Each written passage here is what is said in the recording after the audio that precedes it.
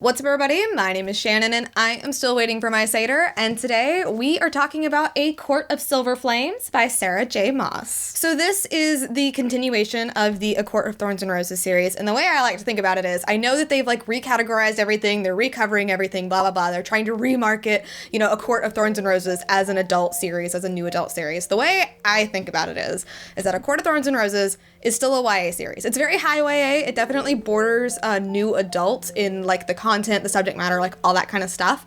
But I definitely think what Sarah J. Maas has done is that she wrote that series and now she is aging with the reader, and that's where we are here, because this is definitely an adult fantasy novel. It's new adult, but it is definitely more of that adult fantasy than we saw with The Court of Thorns and Roses. So just a couple of content warnings here. There are, I do believe, 6 smut scenes in this. It does get pretty spicy. I would definitely classify this as Sarah J. Maas unleashed.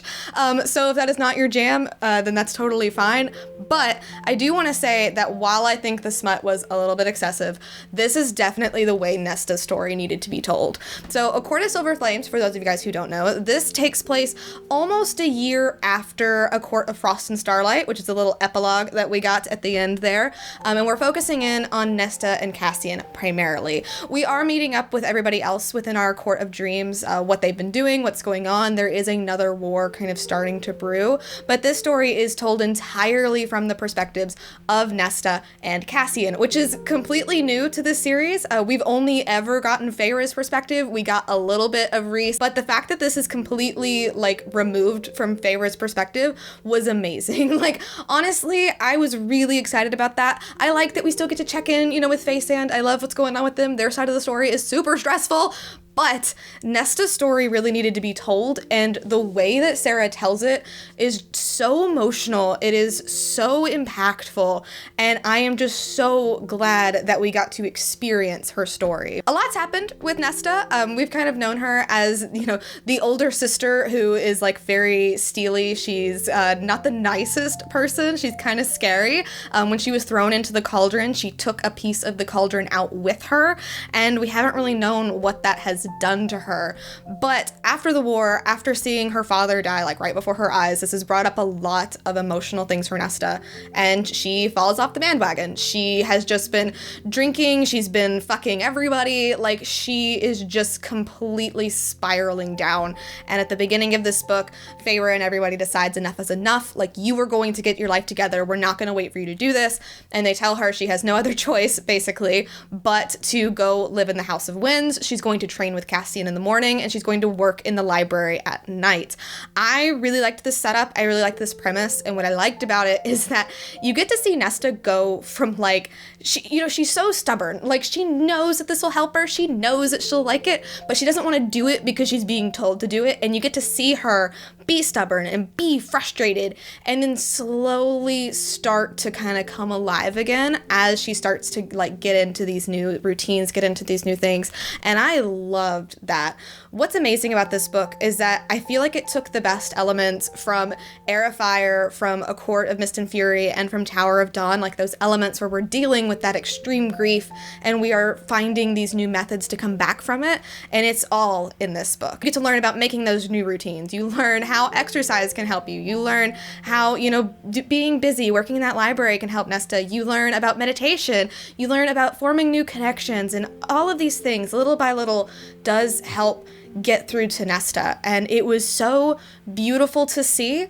It was amazing to see that somebody who thought she was unworthy of love so completely, finally start to come back from that and find that light. Because to me, that is where Sarah J. Maas excels. Yes, she has her quirks. Yes, she has her problems. But when it comes to diving into grief, when it comes to showing this process, that is where I find that she is unparalleled. And you see that so fully on display in this book. And for that reason, I genuinely was in love with reading this book. I loved everything about Nesta. I loved her relationship with the House of Winds. The House of Winds is probably my favorite character. They swap romance novels. It's really adorable. And another thing I love as well is that Nesta develops a support system, develops a family outside of the Court of Dreams.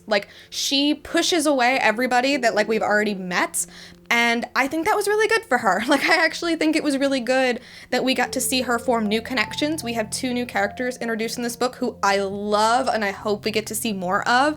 But I loved that she kind of found her belonging and she found her support without, like, retreading what Feyre had gone through. It's like something completely unique and new to her, which I really, really loved to see. I felt like that was really important.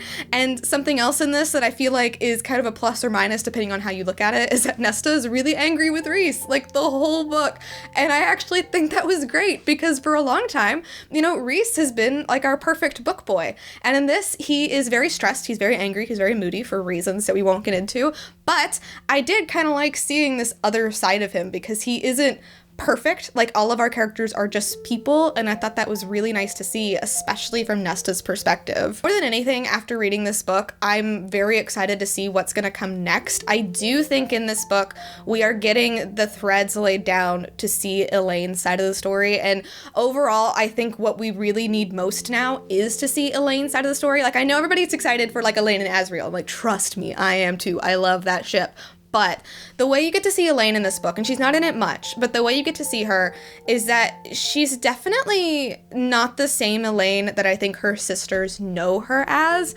And I think it's really important that we get the story from her perspective, because with this pretty much completely tied up like Nesta and Cassian's story. Like, I feel like there's definitely more for them to do, but as far as their perspectives go, I think this book was their book. It is complete, it is done, and now it's time to move on to another set of characters. And I really hope that's Elaine. I really do hope we get to see some more of Mor as well. She wasn't in this book a whole lot either, but I think there's a lot of story to tell there. So I'm really excited about that. I am giving this book an A-. I really loved it. I think it was really amazing, but the reason it's getting a minus is because there was definitely one too many smut scenes.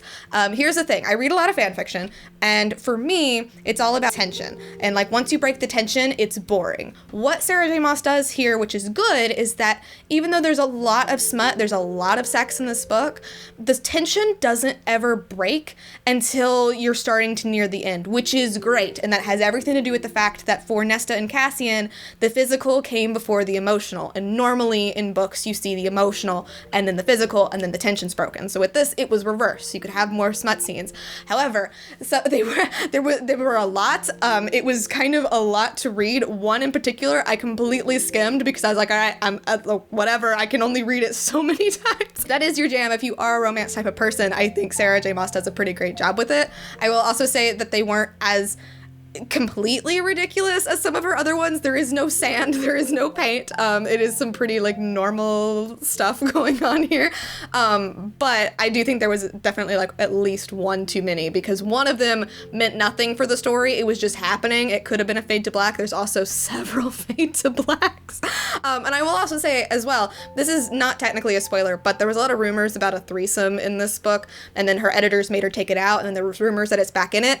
It's just mentioned. It's like, you know, we've all had those moments. Well, like, I mean, you see those moments where you see Cassian and Asriel. So of course Nesta has like a fantasy, but it's like a passing thought. It's not a scene or anything like that, so you don't have to worry about it.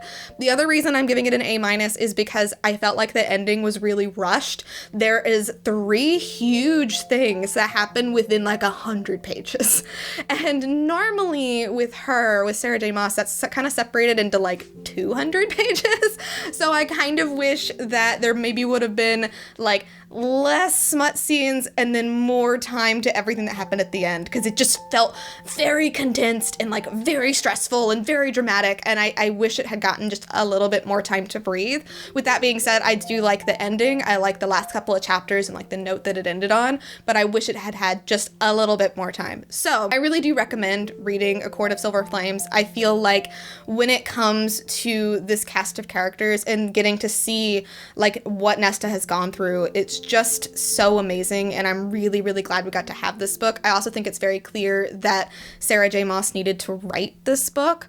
I think with Crescent City and with this here, we're really seeing a new maybe era of her writing, and I'm really excited about that. And I do want to mention one more thing before I end, and this is a personal thing. Like, I didn't, factor this in with my rating or anything, but it was just a romantic week, so I've like been reading a lot about that. I, made a video about it. So seeing Amren in this book, it's just so like romantic, like, normativity. There's like a big word for it that I can't ever remember how to pronounce, but she really does it. Like, I love Varian, he's great, but it's just so unnecessary, and it was just a little bit annoying. That is a personal thing. That is me knowing that Sarah J. Maas will never really give you all the representation that you want, but I let it slide because I do love what she does with grief, with the psyche, and like all that kind of stuff. So would I recommend A Court of Silver Flames? I definitely would. I think it was really amazing. I would just say, you know, be mindful of the fact that this is now officially